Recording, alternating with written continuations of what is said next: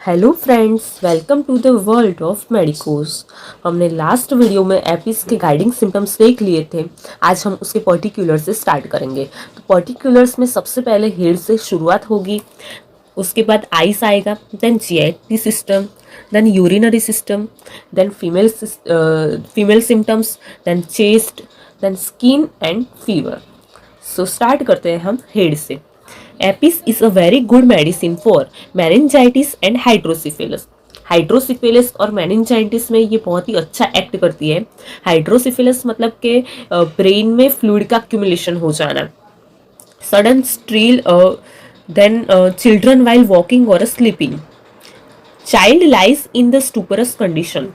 स्टूपरस condition मतलब कि एक तरह की जैसे नशा किया हो और जैसी हालत होती है वैसे अनकॉन्शियसनेस हम बोल सकते हैं। तो वैसे condition, one side of the body twitching, other side motionless, मतलब कि एक साइड की बॉडी ट्विच कर रही है और दूसरी साइड मोशनलेस है। Rolling head from side to side. Head कैसा है? रोलिंग है। अ स्टूपिड स्टेट और a state of semi consciousness. Stupid state का पर्सन होगा। Child lying with the eyes partly closed as if बेनम्ड।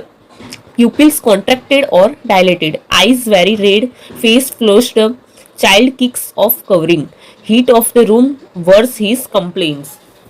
Child lying with the eyes partly closed, child की आंखें थोड़ी खुली रहेगी। प्यूपिल्स उसके कॉन्ट्रैक्टेड या तो डायलेटेड रहेंगे एंड आईज होगी जो वेरी रेड रहेगी।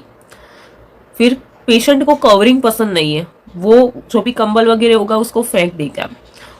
पेशेंट हॉट है तो सीधी सी बात है कि उसको हॉट रूम से या फिर हॉट एटमोसफियर से उसकी कंप्लेंट्स बढ़ जाएगी।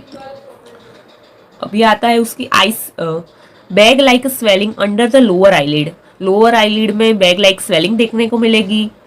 आइज रेड रहेगी। ईडिमस मतलब कि स्वेलिंग होगी। बर्निंग एंड स्टिंगिंग पेन होगा। ये सब हमने इंट्रोडक्शन में ही देख लिया था। ये सब पॉइंट्स हमें थोड़े बहुत घुमा घुमा के ही लिखने हैं। Then lacrimation is a hot, conjunctiva bright red and puffy. Serous exudation with oedema and sharp pain. Serous exudation होगा, इडिमा के साथ एंड शार्प पेन होगा। देर में भी इंटेंस फोटोफोबिया, उसको लाइट से फोबिया होगा। The patient can not look और टॉलरेट लाइट। पेशेंट लाइट को टॉलरेट नहीं कर पाएगा। Keratitis with intense chemosis of ocular conjunctiva.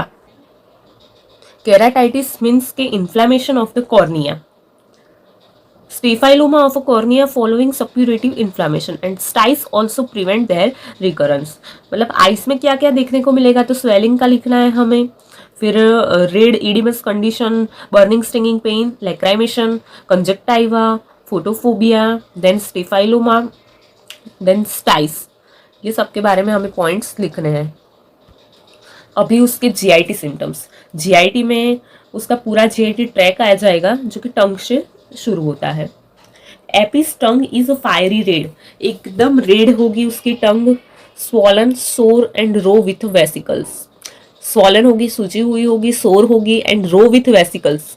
Vesicles वहां पर प्रेजेंट होंगे। Tongue feels scalded red wet trembling, cancer of the tongue.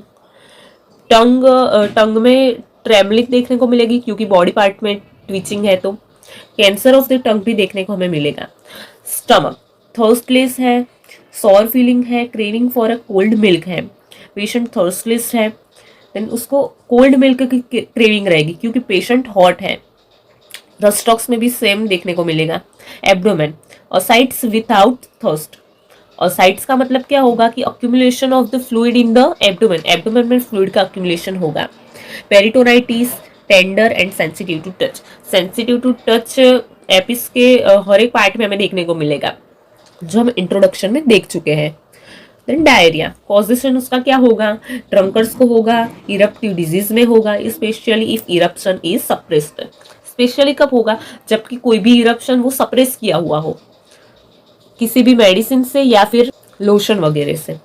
Stool उसका कैसा होगा? Stool is a watery, greenish, yellowish, slimy, contain mucus और अ ब्लडी म्यूकस। ऑफेंसिव होगा and painless होगा। Involuntary with every motion.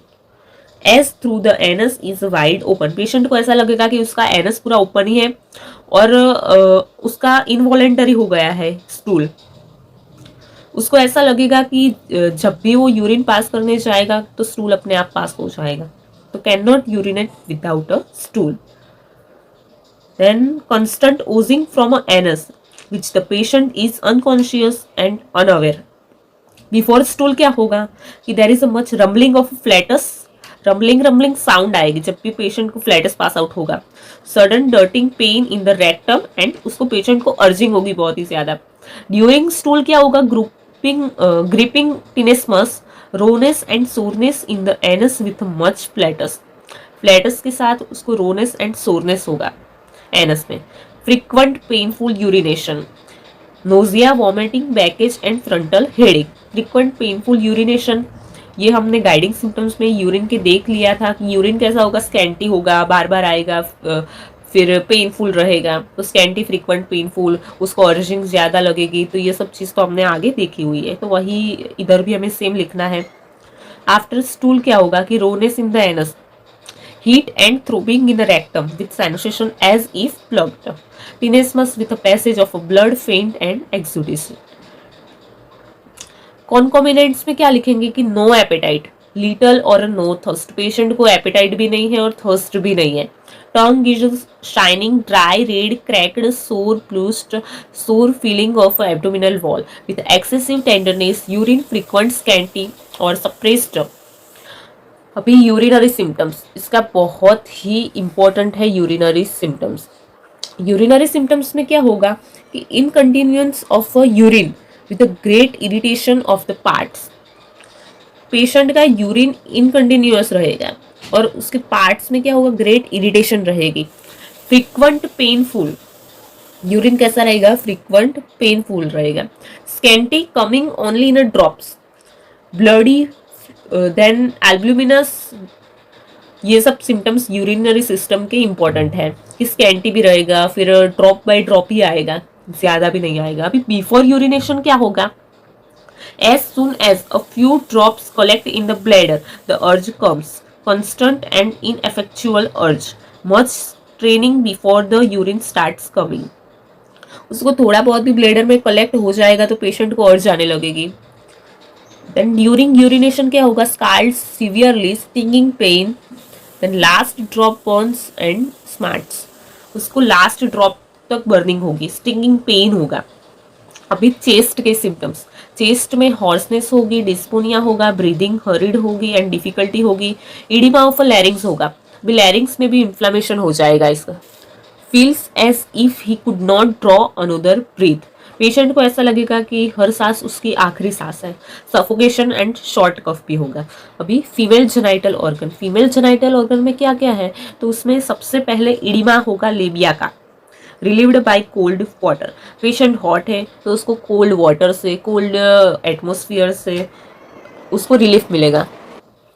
ओफोराइटिस with a burning stinging pain, worse in the right ovary, right ovary में ये verse रहेगा, burning stinging pain होगा उसको। Ovarian tumour हमें इधर देखने को मिलेगा, ओवरियन रीजन में स्वेलिंग हो जाएगी, ट्यूमर डेवलप हो जाएगा। Great tenderness over abdomen and uterine region, uterine region and abdomen पर हमें ग्रेट टेंडरनेस देखने को मिलेगी। अभी उसका मेंसिस कैसा है, पेशेंट को स्पेशली डिसमेनोरिया एंड मेटोरिजिया की प्रॉब्लम होगी, तो उसके लिए बहुत ही अच्छी मेडिसिन है एपिस, डिसमेनोरिया एंड मेटोरिजिया में।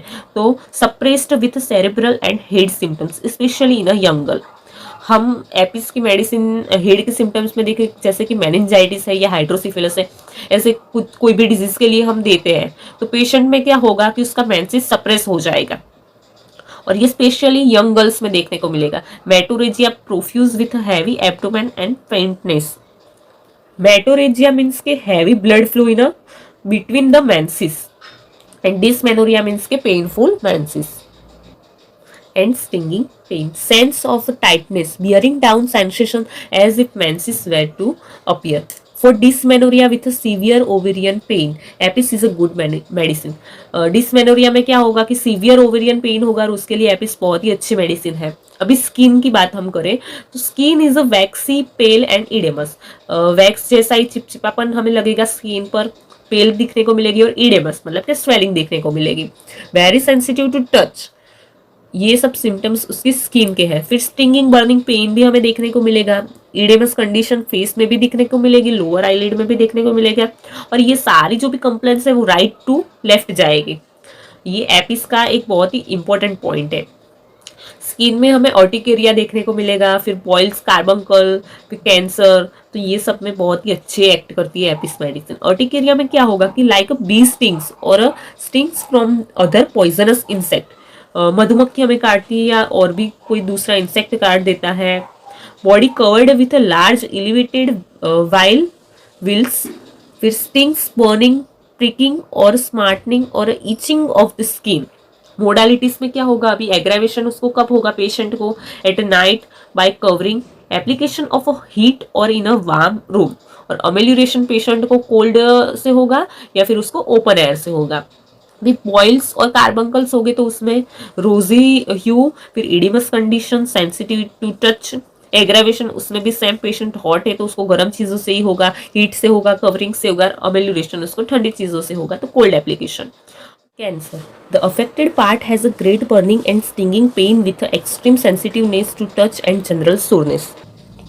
Metastasis of a cancerous affection takes place in a cellular tissue with a effusion. Modalities इसमें aggravation हमें गर्म चीज़ों से ही देखने को मिलेगा, by warmth and hot application and covering से, then amelioration उसको cold application से. Now fever.